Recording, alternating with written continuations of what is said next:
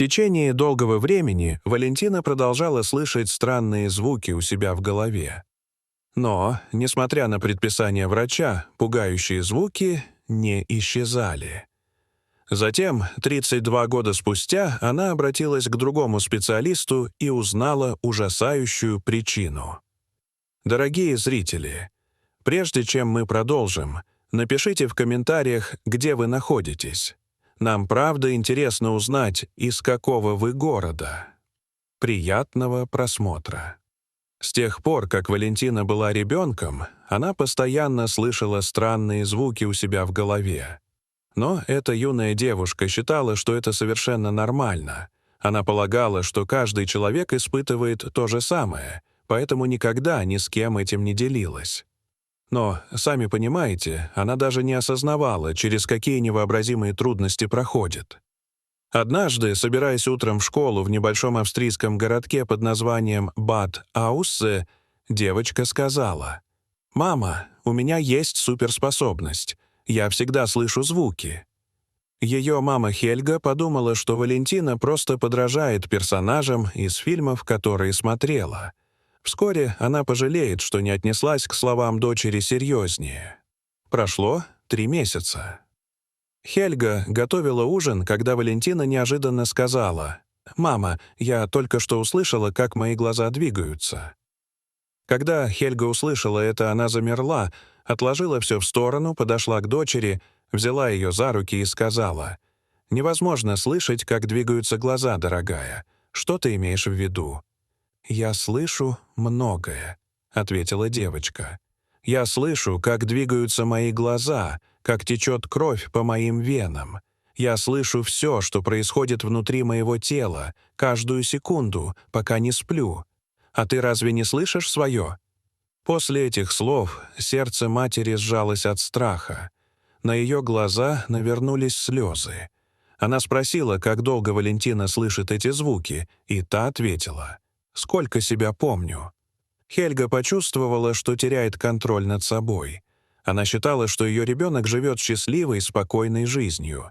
В тот вечер она поклялась, что сделает все, чтобы избавить дочь от этой странной сверхспособности, которая теперь казалась настоящим проклятием. Она притянула девочку к себе и тихо сказала: «Что-то не так, милая. Ты не должна слышать такие звуки. Но я обещаю, что больше ты не будешь проходить через все это одна». Маленькая Валентина была озадачена. Правда вышла наружу. Теперь у нее и ее матери была одна цель — положить конец этим пугающим ощущениям. На следующий день они поехали в клинику в Зальцбурге, надеясь получить хоть какое-то объяснение.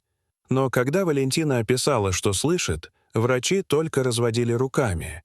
Один из них сказал: «Мы никогда не сталкивались с подобным. Это депрессия?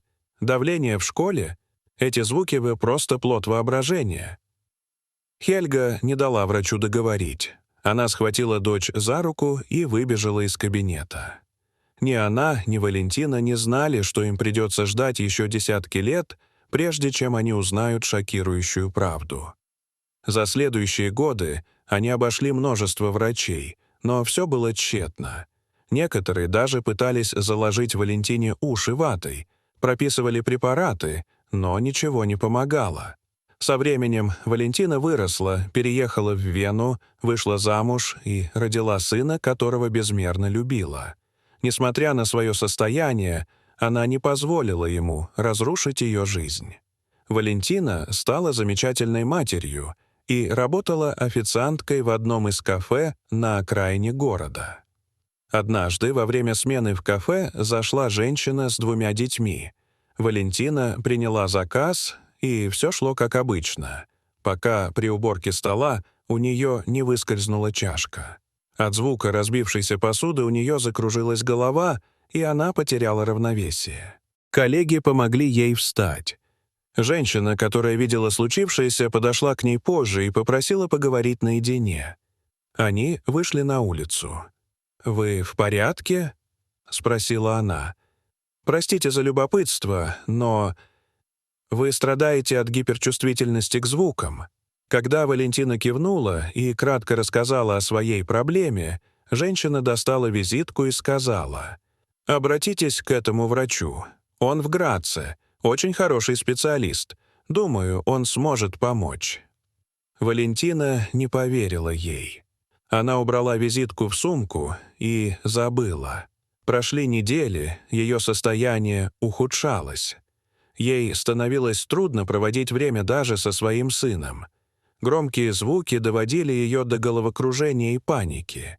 И тогда она решилась не ради себя, ради своего ребенка. Она достала визитку и записалась на прием. В клинике она рассказала доктору Францу обо всем, что пережила. К ее удивлению, он сразу понял, о чем идет речь. Это был первый человек, который действительно ее выслушал.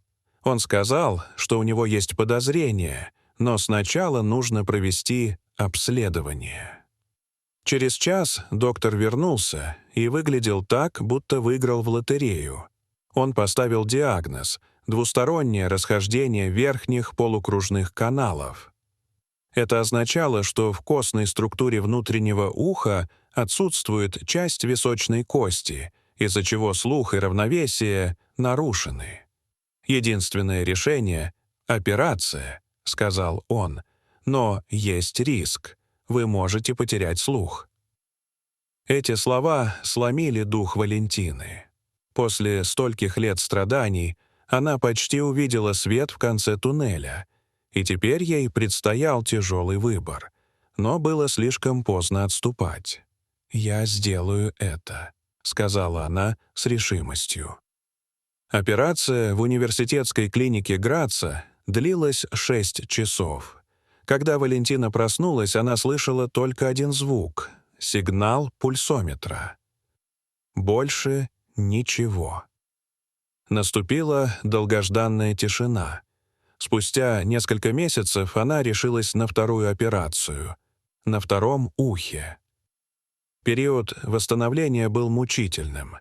Сильные головные боли, головокружение, полная изоляция. Но она не жаловалась. Она знала, ради чего все это. В конце концов, Валентина полностью восстановилась. Она больше не слышала звуков собственного тела. Теперь она счастливо живет со своим мужем и сыном в Вене. Впервые за десятилетия в тишине. Дорогие зрители, а вы когда-нибудь слышали о таком диагнозе? Расскажите, пожалуйста, в комментариях. А если вам понравилось это видео, то ставьте лайк и подписывайтесь на наш канал. До свидания.